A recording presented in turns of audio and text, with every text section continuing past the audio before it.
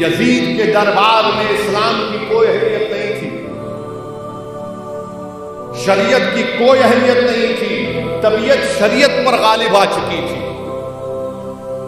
اسلام کو تبدیل کرنے کی کوشش کی جا رہی تھی۔ یزید کے دربار میں شراب نوشی عام تھی، یزید کے دربار میں کتے اور بلیوں کا ناچ ہوتا تھا۔ ایسے نازک وقت میں امام علی مقام امام حسین آتے ہیں، اور پھر علماء کرام نے لکھا کہ جب کربلا میں امام حسین پہنچتے ہیں تو ایسے صبر کا مظاہرہ کیا، اور وہ کیوں نہ کرے صبر جن کی والدہ بی بی فاطمہ خود صابرہ ہے، جن کی والدہ خود صابرہ ہیں حضرت فاطمہ۔ میرے عزیز دوستوں اور بزرگوں، امام علی مقام امام حسین جب کربلا میں گئے تو 72 لوگ آپ کے ساتھ، 21 اہل بیت سے ہیں اور ماباقی پورے صحابہ کرام کی اولاد امام حسین کے غلام گزر۔ اب 72 کا مقابلہ 20,000 سے، 72 ورسز 20,000، 72 اور 20,000 یہ 3 دن پانی بند کر دیا گیا آل رسول کے اوپر، امام حسین کے اوپر، حضرت زینب، حضرت قاسم بن حسن، علی اکبر، علی اصغر، حضرت عباس، حضرت علی کے اور بیٹے ابو بکر بن علی، عمر بن علی، عثمان بن علی، ان پر پانی بند کر دیا گیا۔ جن کو جنت کا شہزادہ کہا گیا، جی اہل بیت کے تعلق سے آقا نے فرمایا پورے آل رسول نے 3 دن تک پانی بند کر دیا۔ کتے پانی پیتے تھے، اونٹ پانی پیتا تھا، مگر نواز رسول اور آل رسول پانی نہیں پی سکتے تھے۔ 3 دن تک بھوک اور پیاس میں رکھا ہے۔ اور پھر جب جنگ لڑنے کے لیے تمام یہ یزید کے جہنمی فوج آتی ہے تو امام علی مقام امام حسین یہ کہتے ہیں کہ مجھے ایک رات کا موقع دو، مجھے ایک رات کا موقع دو، میں رات بھر اللہ کی عبادت کرنا چاہتا ہوں۔ میرے والد شہید، میرے بھائی شہید، میں محمد صلی اللہ علیہ وسلم کا نواسا ہوں، میں ایک رات خوب اللہ سے کی عبادت کرنا چاہتا ہوں۔ اور کیونکہ میرے نانا محمد مصطفیٰ صلی اللہ علیہ وسلم نے بھی بدر کے دن اللہ کے رسول صلی اللہ علیہ وسلم سے بہت دعائیں کی کہ اللہ کے رسول صلی اللہ علیہ وسلم یہ جہنمی لوگ راضی نہیں ہوتے، بلکہ پھر کسی کوئی کہتا ہے کہ نہیں ان کو اجازت ملنی چاہیے۔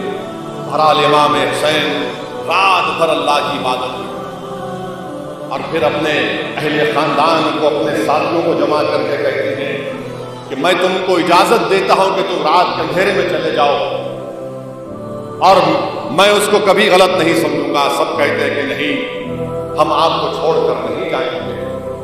جب صبح ہوتی ہے 10 محرم کے دن، جمعے کا دن تھا، تو امام علی مقام امام حسین ریت میں، گرم ریت میں لمبی لمبی نماز پڑھ رہے ہیں۔ 42,000 کی فوج سامنے اور نواز رسول نماز پڑھ رہے ہیں، قرآن کی تلاوت کر رہے ہیں، تو پورا میدان کربلا گونج رہا ہے امام حسین کی تلاوت سے۔ اور پھر جب جنگ شروع ہونے سے پہلے امام حسین خطبہ دیتے ہیں، بتاتے ہیں ان ظالموں کو، ان جہنمیوں کے کہ میں کون ہوں، میں نواز رسول صلی اللہ علیہ وسلم ہوں، میں وہ ہوں جس کی زبان مبارک کو رحمت للعالمین صلی اللہ علیہ وسلم نے اپنی زبان مبارک سے چوسا، میں وہ ہوں جس نے رسول اللہ صلی اللہ علیہ وسلم کی عنبری زلف کو تھاما، میں وہ ہوں جو رسول اللہ صلی اللہ علیہ وسلم نے خطبہ دے رہے تھے تو منبر رسول سے اتر کر آئے اور مجھے گود میں اٹھا لیا. میں وہ ہوں. امام حسین نے کہا کہ میں میرے نانا کے پیٹھ پر چڑھ گیا تو رسول اللہ صلی اللہ علیہ وسلم نے اپنے سجدے کو لمبا کر دیا. یہ سب بیان کرتے ہیں. اور پھر حیرت کی بات یہ کہ جنگ سے پہلے 10 محرم سے پہلے 3 وقت کی نماز ظہر عصر مغرب یہ تمام لوگ امام حسین کے پیچھے آ کے نماز نہیں پڑھتے. علی اکبر اذان دیتے, امام حسین اللہ اکبر کہتے اور بولتے آؤ نماز پڑھنا ہے تو پڑھ لو. اور یہ ظالم لوگ امام حسین کے پیچھے آ کے نماز پڑھتے. اور امام حسین نے ان سے پوچھا کہ تم میرے پیچھے نماز بھی پڑھتے ہو, محمد صلی اللہ علیہ وسلم کی آل پر درود و سلام بھی بھیجتے اور تم مجھ سے مقابلہ کرو گے؟ تو انہوں نے کہا کہ ہاں دل آپ کے ساتھ ہے مگر تلوار یزید کے ساتھ ہے. سوچو آپ آج کے معاشرے میں بھی ایسے لوگ ہیں, آپ کے ساتھ ہے مگر حکومت کا ڈر ہے, آپ کے ساتھ ہے مگر حکومت کا ڈر ہے, کیا کرنا. یہ اس وقت بھی تھا. امام حسین 10 محرم کے دن جب جنگ شروع ہوئی تو امام حسین جیسا کہ آپ نے بھی پاشا قادری صاحب اور زہیر الدین صوفی صاحب سے سنا کہ امام حسن کے بیٹے قاسم بن حسن جب جانے لگے, امام حسین نے ان کو روک دیا, کہا آپ نہیں جا سکتے. تو امام حسن کے صاحبزادے قاسم بن حسن نے وہ تعویذ کہا کہ میرے ابا جان امام حسن رضی اللہ تعالیٰ عنہ نے تعویذ مجھے دی اور اس میں کہا اس میں کچھ لکھ کر رکھے تھے. تو امام حسن نے کہا کہ اپنے بیٹے کو وصیت کی کہ اگر حسین پر کچھ برا وقت آئے گا تو تم سب سے پہلے آگے رہو. امام علی مقام کی آنکھ میں آنسو آ جاتے ہیں. آپ کہتے ہیں کہ میں نے زندگی بھر اپنے بڑے بھائی حسن کے حکم کی تعمیل کی, ان کے بات کو مانا تم جاؤ. امام حسن کے بیٹے قاسم بن حسن یزیدی لشکر میں گھستے ہیں, ایک ایک کر کے کئی لوگوں کو واصل جہنم کرتے اور پلٹ کر آتے اور کہتے چچا جان اگر تھوڑا سا پانی ملے گا تو اور لوگوں کو میں واصل جہنم کر دوں گا, قتل کر دوں گا. 3 دن کے پیاسے کہاں پانی. پھر جاتے ہیں تو یہ جہنمی, یہ تمام جہنم کے کتے, یہ یزیدی لشکر کے لوگ کہتے ہیں کہ اس امام حسن کے بیٹے سے ایسا مقابلہ نہیں کر سکتے. گھیرے میں لے کر تیر پھینکتے ہیں اور قاسم بن حسن کی گردن میں تیر لگتا ہے. تو حضرت زینب پکار کر کہتی ہے کہ حسین دیکھو میرے بھائی کا بیٹا گر گیا, اٹھا کر لاؤ. پھر امام حسین جاتے ہیں تو بہن کہتی ہے زینب نہیں آپ نہیں جائیں گے, میرے بیٹے جائیں گے, میرا بھائی نہیں جائے گا, میرے بیٹے اون اور محمد جائیں گے مقابلہ کرنے. وہ جاتے ہیں, وہ شہید ہو جاتے ہیں. امام حسین کے بڑے بیٹے حضرت علی اکبر 16 سال کے ہیں. جب وہ مدینے کی گلیوں میں چلتے تو خواتین اپنے گھر کی چھتوں پر کھڑے ہو کر کہتی دیکھو یہ شبیہ رسول ہے محمد صلی اللہ علیہ وسلم, اسی کی طرح ہے. وہ جب میدان میں جاتے ہیں دشمنوں کے ان جہنمی کتوں کی لشکر میں افراتفری مچا دیتے ہیں, کئیوں کو قتل کرتے ہیں اور اسی طرح بزدلوں کی طرح ان کو گھیر کر تیر مارتے ہیں. تو تیر ان کی گردن میں لگتا ہے. امام حسین جاتے ہیں, جا کر اپنے نوجوان بیٹے کو جب اٹھاتے ہیں اور اس کی تیر کو توڑتے ہیں تو خون کا فوارہ نکلتا ہے. اور امام حسین کی زبان سے کیا الفاظ نکلتے آپ کو معلوم؟ امام حسین کی زبان سے تاریخی الفاظ نکلے, بلکہ امام طبری نے اس کو لکھا. امام حسین نے کہا کہ کاش اگر آج حضرت ابراہیم علیہ السلام ہوتے تو دیکھتے کہ وہ تو اپنی آنکھوں پر پٹی باندھ کر حضرت اسماعیل کو ذبح کرنا چاہ رہے تھے, میں نے کھلی ہاتھوں سے اپنے بیٹے کی شہادت کو دیکھا. یہ امام حسین ارشاد فرماتے. امام حسین کے 6 مہینے کے بیٹے علی اصغر کے گردن میں تیر لگتا ہے تو اس 6 مہینے کے بچے کو اللہ کی آسمان کی طرف اٹھا کر کہتے ہیں یا اللہ کیا تو راضی ہے یہ میں اپنے بیٹے کو تیری راہ میں پیش کرتا ہوں. اور پھر جب امام حسین جنگ میں جاتے ہیں تو اب محمد مصطفیٰ صلی اللہ علیہ وسلم کا امامہ باندھتے ہیں, حضرت علی کی تلوار کو اپنے ہاتھ میں لیتے ہیں اور اپنے بہن حضرت زینب سے کہتے ہیں کہ اب یہ تمہاری ذمہ داری ہے پوروں کی. امام زین العابدین بیمار ہیں اور ان سے کہتے ہیں کہ تم ٹھہرو گے ساتھ. اور امام علی مقام امام حسین ان یزیدی جہنمیوں کی لشکر میں گھستے ہیں. کوئی سامنے نہیں آتا، جو سامنے آتا اس کی گردن صاف. دوڑا گھوڑا پلٹا کر امام حسین اپنی بہن سے آ کر کہتے ہیں دیکھو زینب دیکھو یہ بزدل بھاگ رہے ہیں، مقابلہ نہیں کر رہے. امام مقابلہ کرتے امام حسین. 20,000 کا لشکر ہمت نہیں ہوتی، جو سامنے آتا اس کا قتل کرتے امام حسین. اور پھر جب امام حسین کو شہید کر دیا جاتا ہے، ایک لمبا تفصیلی واقعہ ہے. امام حسین کو جب شہید کرنے سے پہلے امام حسین کہتے ہیں کہ مجھے نماز پڑھنے دو، نماز کا وقت ہوا. اور امام حسین جب سجدے میں رہتے ہیں، یہ ظالم لوگ آپ کی گردن کاٹتے ہیں، تو امام حسین کی زبان سے کیا نکلتے ہیں الفاظ کہ یا اللہ تو مجھ سے راضی ہوا نہیں ہوا. امام حسین کی زبان مبارک سے نکلتا ہے. میرے عزیز دوستوں اور بزرگوں، امام حسین کے جسم پر 34 تیر کے وار تھے. 34 تیر کے وار اور 33 تلوار کے وار تھے. امام حسین کی گردن مبارک کاٹنے کے بعد آپ کے جسد مبارک کو اونٹ کی ٹاپوں سے رون دیا جاتا ہے. اونٹ کی ٹاپوں سے رون دیا جاتا ہے. وہ جسم جو رسول اللہ صلی اللہ علیہ وسلم جس جسم کو سونگتے تھے اور کہتے تھے کہ اس سے جنت کی خوشبو آتی، اس جسم پر ظالم لوگ اونٹ کی گھوڑوں کی ٹاپوں سے اس کو رون دیتے تھے. میرے عزیز دوستوں اور بزرگوں، امام حسین کی شہادت کے بعد آپ کی سر مبارک کو نیزے پر رکھ دیا جاتا ہے. نیزے پر رکھ دیا جاتا. وہ یزید پلید کے دربار میں امام حسین کے وہ چھڑی سے امام حسین کے چہرے مبارک سے بدتمیزی کرتا ہے، بے حرمتی کرتا ہے. ایک صحابی رسول نعمان تھے، بولے کیا کر رہا ہے؟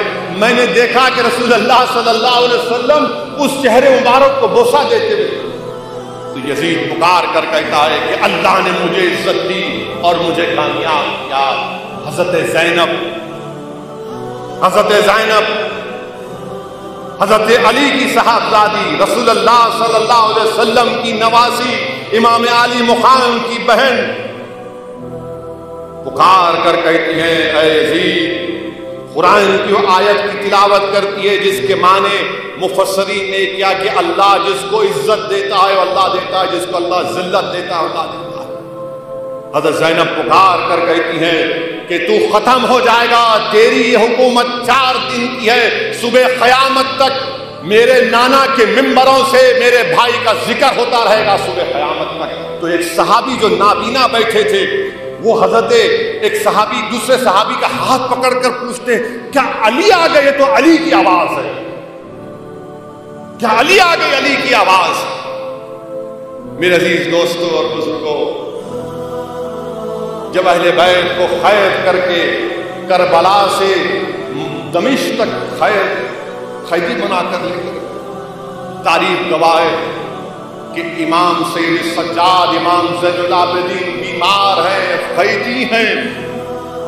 آپ نے اپنے والد امام حسین کی شہادت کو دیکھا، اپنے بھائی علی اکبر، علی اصغر اور قاسم بن حسن کی شہادت کو دیکھا، اپنے چچاؤں کی شہادت کو دیکھا، مگر آپ کے حوصلے پست نہیں ہیں. وہ حسین کی آبرو بن کر اپنے کردار سے باطل طاقتوں پر ایک تماچا رسید کرتے ہیں اور ہم کو پیغام دیتے ہیں کہ حق کی راہ میں اگر گردن کٹتی ہے تو کٹنے دو. حق کی سربلندی کے لیے اولاد برباد ہوتی ہے تو ہونے دو، مگر کبھی بھی کسی قیمت پر باطل سے سمجھوتا نہیں ہو سکتا، نہیں ہونا چاہیے. اسی لیے اللہ کے رسول صلی اللہ علیہ وسلم نے حدیث شریف میں فرمایا کہ حسین میرے اسباط میں سے ایک سبط ہے. شیخ عبداللہ محدث دہلوی اپنی کتاب اشاعت العلومات میں لکھتے ہیں کہ سبت کا ذکر قرآن کریم میں حضرت یعقوب علیہ السلام کے سلسلے میں آیا۔ سبت کیا ہوتا ہے؟ ایک درخت کا تنا ہوتا ہے، ایک درخت کا تنا ہوتا ہے جو اس درخت کے جڑوں سے ملا ہوا ہوتا ہے، منسلک ہوتا ہے، اور اس درخت کے تنے پر بے شمار شاخیں نکلتی۔ تو امام حسین عقائد عالم صلی اللہ علیہ وسلم نے فرمایا کہ امام حسین میرے اسباط میں سے سبت ہے، یعنی آپ وہ درخت کا تنا ہے جس کی جڑیں رسول اللہ صلی اللہ علیہ وسلم سے جڑی تھی، اور اس درخت کے تنے پر جو شاخیں ہیں وہ شاخیں کبھی حمیرہ شیخ ابوالحسن شاذلی کے پاس جاتی ہیں، تو کبھی بغداد میں پیران پیر کے پاس جاتی ہیں، تو کبھی اجمیر میں خواجہ معین الدین چشتی اجمیری کے پاس جاتی ہیں، تو کبھی سمرقند کو جاتی ہیں، اور یہی شاخیں صبح قیامت تک انشاءاللہ تعالی اسلام کو ثمرآور کرتی رہے۔ میرے عزیز دوستوں اور بزرگوں، جس جلسے میں آپ اور ہم شرکت کر رہے ہیں اور سن رہے ہیں، امام حسین کی روح آج بھی انسانیت کو پکار کر کہہ رہی ہے کہ ظالم کا ساتھ دینا انسان کی فطرت نہیں ہے، ظالم کا ساتھ دینا انسان کی فطرت نہیں ہے، ظالم کے ظلم کو روکنا یہ انسان کی فطرت ہے، کمزوروں کا ساتھ دینا یہ انسانوں کا شیوا ہے، مظلوم کا ساتھ دینا، ظالم کو روکنا، اس سے پنجہ آزمائی کرنا۔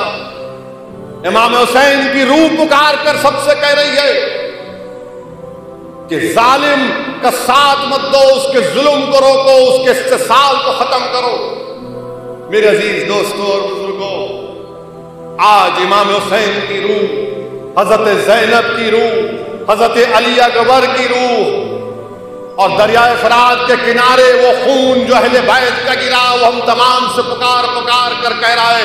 اہل بیت کے اجڑے ہوئے خیموں سے آواز آ رہی ہے، کربلا کے ذروں سے آواز آ رہی ہے کہ رسول اللہ صلی اللہ علیہ وسلم کی امت، اگر حالات خراب ہیں، تم چاروں طرف سے گھرے ہوئے ہو، تو ہمت مت ہارو، مظلوم کا ساتھ دو، ظلم سے ظالم سے مقابلہ کرو۔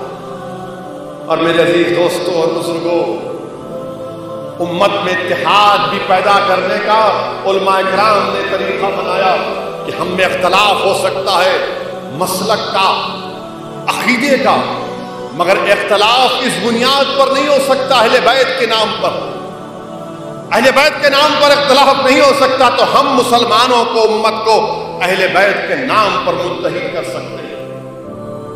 اگر اہل بیت کے نام پر متحد ہوں گے تو اس سے اللہ، اس کا رسول راضی ہوگا، آخرت میں جنت ملے گی، اور دنیا کے معاملات میں الفت پیدا ہو۔ تو میرے عزیزان ملت، اہل بیت کے عنوان پر، اہل بیت کے نام پر متحد ہونا